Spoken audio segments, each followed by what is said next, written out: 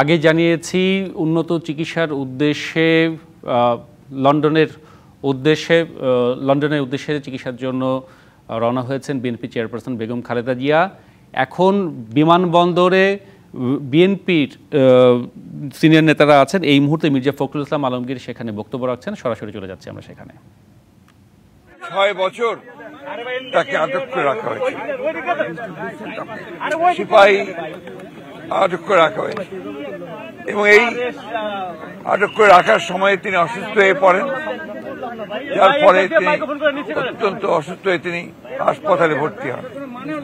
তারপরেই আমরা বারবার ফ্যাসিস্ট আওয়ামী লীগ সরকারকে, হাসিনাকে আমরা রোধ করেছিলাম এটা চিকিৎসার জন্য তাকে বাইরে যাওয়ার সুযোগ করে দেওয়া হোক, কিন্তু এই ফ্যাসিস্ট হাসিনা তিনি কোনো কথাতেই কর্ণপাত করেননি। আল্লাহর অশেষ রহমতে ছাত্র জনতার অভ্যুত্থানের মধ্য দিয়ে ফ্যাসিস্ট হাসিনা দেশ থেকে পালিয়ে যাওয়ার পরে আজকে দেশনেত্রী বেগম খালেদা যখন সম্পূর্ণ মুক্ত হয়েছেন সমস্ত মিথ্যা মামলা থেকে, তিনি চিকিৎসার জন্য লন্ডনে গেছেন। এটা আল্লাহর কাছে শুকরিয়া জানাচ্ছি। একই সঙ্গে আমরা আশা করছি যে সুচিকিৎসা করে দেশনেত্রী বেগম খালেদা জিয়া আবার দেশের মানুষের কাছে ফিরে আসবেন।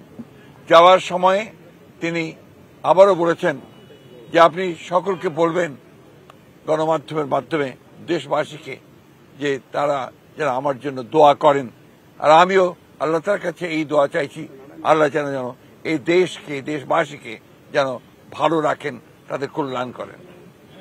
রাজনৈতিক কোনো বার্তা দিয়েছেন কিনা? রাজনৈতিক বার্তা তো ওটাই, যেন ভালো রাখেন, সুস্থ রাখেন, গণতন্ত্রকে যেন প্রতিষ্ঠা করা হয়, গণতান্ত্রিক ব্যবস্থাকে যেন আমরা সবাই মিলে ফোল্ড করি। Thank you.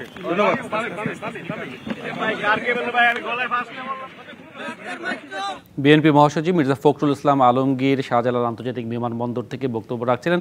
আজ রাত 11টার কিছু পরে বেগম খালেদা জিয়াকে বহনকারী এয়ার অ্যাম্বুলেন্সটি লন্ডনের উদ্দেশ্যে বিমানবন্দর ত্যাগ করেছে। সেই প্রসঙ্গে তিনি বলছিলেন।